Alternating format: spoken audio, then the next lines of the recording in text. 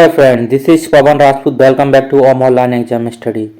Home online exam study के प्रभात में आपका स्वागत करता हूं। Good afternoon to all my dear friend. जैसा कि आप मेरे थंबनेल में देख रहे हैं, उत्तर प्रदेश शिक्षक भर्ती में बड़ा बदलाव। 14 विषय नहीं, सिर्फ 4 विषय की तैयारी, सिलेक्शन ऑफ मेरिट के आधार पर। यूपी टेट कराने की जिम्मेदारी अब पीएनपी की नहीं। अपडेट से पहले बता दें, यदि आप हमारे चैनल पर नए हैं तो चैनल को लाइक शेयर एंड सब्सक्राइब करने के साथ साथ बेल आइकन को दबाना ना भूलें, जिससे कि आने वाली वीडियोस के नोटिफिकेशन मिलते रहें। आंसर की प्रकरण पर प्रत्यावेदन कब से लिए जाएंगे तथा 6800 का कोर्ट ऑर्डर कब से आएगा, इससे संबंधित वीडियो को देखने के लिए आप हमारे प्लेलिस्ट में जाके वॉच कर सकते हैं। आज की ऑथेंटिक ब्रेकिंग न्यूज 1 बाय 1। 12 साल में तीसरी संस्था को मिलेगा टीटी का जिम्मा। शिक्षक भर्ती के लिए अनिवार्य शिक्षक पात्रता परीक्षा का आयोजन पहली बार 2011 में माध्यमिक शिक्षा परिषद यानी यूपी बोर्ड ने किया था। 12 साल के सफर के बाद टीटी अब उत्तर प्रदेश शिक्षा सेवा चयन आयोग कराएगा। 12 साल में टीटी की जिम्मेदारी तीसरी संस्था को सौंपी जाएगी। सूबे में प्रसिद्धि प्राथमिक और उच्च प्राथमिक विद्यालयों में शिक्षक भर्ती के लिए यूपी में जुलाई 2011 में आरटी लागू करते हुए टीटी अनिवार्य किया गया था। पहली बार 13 नवंबर 2011 को टीटी आयोजित किया गया था। इसमें 3 लाख से ज्यादा अभ्यर्थियों ने क्वालिफाई किया था। इस परीक्षा के बाद बेहतर रैंक के लिए सैकड़ों अभ्यर्थियों से लाखों रुपए लेने के आरोप लगे थे। टीटी में धांधली के आरोप में तत्कालीन माध्यमिक शिक्षा निदेशक संजय मोहन को गिरफ्तार कर जेल भेज दिया गया था। इसके बाद टीटी की जिम्मेदारी परीक्षा न्याय प्राधिकारी पीएनपी को सौंप दी गई थी। तब से अब तक टीटी पीएनपी आयोजित करा रहा है। 12 साल में तीसरी बार यूपी टेट की जिम्मेदारी अब फिर से बदली जाएगी। मुख्यमंत्री योगी आदित्यनाथ और बेसिक शिक्षा मंत्री संदीप सिंह के साथ विभाग के उच्च अधिकारियों के साथ उच्च स्तरीय मीटिंग संपन्न हुई। उत्तर प्रदेश शिक्षा सेवा चयन आयोग के गठन के संबंध में आवश्यक दिशा निर्देश दिए गए विभाग को। मुख्यमंत्री ने प्रदेश के शैक्षिक संस्थानों में शिक्षक भर्ती प्रक्रिया की समीक्षा की। उत्तर प्रदेश शिक्षा सेवा चयन आयोग के गठन के संबंध में आवश्यक दिशा निर्देश दिए। वहीं मुख्यमंत्री योगी आदित्यनाथ जी ने कहा कि विगत 5.5 वर्षों में प्रदेश में संचालित विभिन्न चयन आयोगों की कार्य प्रणाली में सुचिता और पारदर्शिता आई है। अब मेरिट के आधार पर योग्य अभ्यर्थियों का चयन हो रहा है। प्रदेश में आए इस बदलाव का सीधा लाभ युवाओं को मिल रहा है। इसकी आवश्यकताओं को देखते हुए शिक्षक चयन आयोगों को एकीकृत स्वरूप दिया जाना उचित होगा। न्यूज है उच्च शिक्षा निदेशालय को प्रयागराज से लखनऊ स्थानांतरण के संबंध में। विषय उच्च शिक्षा निदेशालय उत्तर प्रदेश प्रयागराज को स्थानांतरित कर जनपद लखनऊ में प्रतिस्थापित किए जाने के संबंध में महोदय अवगत कराना है कि शासकीय कार्य हेतु में उच्च शिक्षा निदेशालय उत्तर प्रदेश प्रयागराज को स्थानांतरित कर जनपद लखनऊ में प्रस्तावित किए जाने हेतु उच्च स्तर से निर्देश प्राप्त हुए हैं। इस संबंध में मुझे यह कहने का निर्देश हुआ है कि प्रश्नगत प्रकरण में सुस्पष्ट सुविचारित प्रस्ताव शासन तत्काल उपलब्ध कराने का कष्ट करें। उच्च शिक्षा निदेशालय को प्रयागराज से लखनऊ स्थानांतरित करने के संबंध में अधिकारियों से अपने विचार व्यक्त करने को लेकर प्रस्ताव शासन को उपलब्ध कराने को कहा गया है। उत्तर प्रदेश शिक्षा निदेशालय को प्रयागराज से लखनऊ स्थानांतरण करने के संबंध में विभाग से नोटिस जारी होने के बाद इस आदेश के खिलाफ जोरदार प्रदर्शन प्रयागराज में देखने को मिला। शिक्षा निदेशालय को लखनऊ भेजने के आदेश के खिलाफ प्रदर्शन। नगरी प्रयागराज से उच्च शिक्षा निदेशालय की लखनऊ स्थानांतरण करने के प्रयास का मामला तूल पकड़ने लगा है। न सिर्फ निदेशालय के अधिकारी व कर्मचारी ने बल्कि शहर के प्रबुद्ध जन भी इस खबर से आहत व नाराज हैं। निदेशालय कर्मियों ने मंगलवार को धरना प्रदर्शन किया, नारेबाजी कर आंदोलन की चेतावनी दी।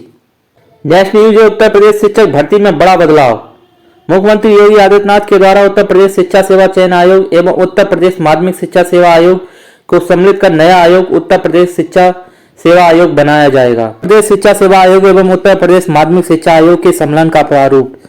शीर्षक है नया आयोग उत्तर प्रदेश शिक्षा आयोग के नाम से जाना जाएगा। इसे उत्तर प्रदेश राज्य शिक्षा सेवा आयोग भी कहा जा सकता है। आयोग की सेवाएं। इस आयोग द्वारा चयनित की जाने वाली प्रांतीय शिक्षा सेवाएं कहलाएंगी, जिसके प्रमुख 3 श्रेणियां होंगी। फर्स्ट श्रेणी को कावर्ग सेवाएं, सेकंड श्रेणी को खावर्ग सेवाएं तथा थर्ड श्रेणी को गावर्ग सेवाएं के नाम से जाना जाएगा, जिसमें कावर्ग की सेवाओं के अंतर्गत उच्च शिक्षा में सहायक आचार्य एवं महाविद्यालयों के प्राचार्यों के चयन संबंधी सेवाएं समाहित होंगी। वहीं खावर्गीय सेवाएं के अंतर्गत माध्यमिक शिक्षा में प्रधानाचार्य, प्रवक्ता एवं एलटी ग्रेड शिक्षकों की नियुक्ति संबंधी सेवाएं समाहित होंगी। ग वर्गीय सेवाओं के अंतर्गत प्राथमिक शिक्षा में सहायक अध्यापकों की नियुक्ति संबंधी सेवाएं समाहित होंगी। आयोग के चैप्टर 2 में प्राथमिक शिक्षा सेवा एवं आयोग के घटक शामिल हैं। आयोग के पद के लिए आयु अध्यक्ष पद हेतु वर्तमान में उत्तर शिक्षा सेवा आयोग के अध्यक्ष की आयु संबंधी अहर्ता मान्य होगी, जो अधिकतम 65 वर्ष होगी, तथा योग्यता अध्यक्ष की योग्यता उत्तर शिक्षा सेवा आयोग 1980 के तहत दी गई योग्यता मान्य होगी। आयोग में 14 सदस्य होंगे, जिनमें 2 कोटि के क्रमशः 8 एवं 6 सदस्य होंगे। क्रम संख्या 1 से 8 तक के सदस्यों की अहर्ता का मान्य उत्तर शिक्षा सेवा आयोग अधिनियम 1980 के तहत निर्धारित योग्यता से होगा। इनकी आयु, कार्यकाल एवं भत्तों का निर्धारण राज्य सरकार द्वारा अथवा उपयुक्त अधिनियम के तहत निर्धारित किया जाएगा। आयोग का संचालन, चूंकि आयोग पूरे राज्य में शिक्षा संबंधी सेवाएं प्रदान करेगा, इसके सफल संचालन हेतु निम्न पद आवश्यक हैं। आयोग को संचालन के लिए सचिव का पद, इस पद के लिए पूर्णकालिक सरकारी वेतन आहरित अधिकारी योग्य होंगे, जो संयुक्त सचिव स्तर से नीचे के नहीं होंगे। इनकी सेवा शर्तें राज्य सरकार के सेवा श्रेणी प्रथम की सेवा शर्तें अथवा केंद्र सरकार द्वारा निर्धारित प्रथम श्रेणी अधिकारी की सेवा शर्तों के तहत निर्धारित होंगी। कार्य के उल्लिखित संचालन हेतु उप सचिव एवं सहायक सचिव रखे जाएंगे, जिनकी संख्या अधिकतम 5 हो सकती है। इनकी योग्यता का निर्धारण राज्य सरकार के पूर्णकालिक सरकारी सेवा श्रेणी प्रथम के अधिकारियों के समतुल्य होगी। दूसरा पद परीक्षा नियंत्रक का होगा। आयोग की परीक्षाओं के सफल संचालन हेतु परीक्षा नियंत्रक होगा। इसे परीक्षा की गोपनीयता एवं स्वच्छता तथा स्तरीय परीक्षा निर्धारण का समस्त अधिकार होगा। पद पर राज्य सरकार की सेवाओं के वरिष्ठ अधिकारी अथवा केंद्रीय प्रशासनिक सेवाओं के अधिकारी नियुक्त किए जा सकेंगे, जिनके वेतन आदि का निर्धारण उनकी सेवाओं में उल्लिखित एवं निर्धारित व्यवस्थानुसार होगा। परीक्षा नियंत्रक के कार्य, परीक्षा नियंत्रक त्रिस्तरीय प्रांतीय शिक्षा सेवाओं के लिए लिखित परीक्षाओं का आयोजन करेगा। ये परीक्षाएं कम से कम साल में एक बार अवश्य आयोजित होंगी। सेवा आयोग के चैप्टर 33 के अंतर्गत आयोग की शक्तियां एवं कार्य निहित होंगी। आयोग महाविद्यालय के प्राचार्य, सहायक आचार्य एवं माध्यमिक के प्रधानाचार्य, प्रवक्ता, एलटी ग्रेड टीचर तथा प्राथमिक में सहायक अध्यापकों के नियुक्त हेतु अलग अलग परीक्षाएं साक्षात्कार करेगा।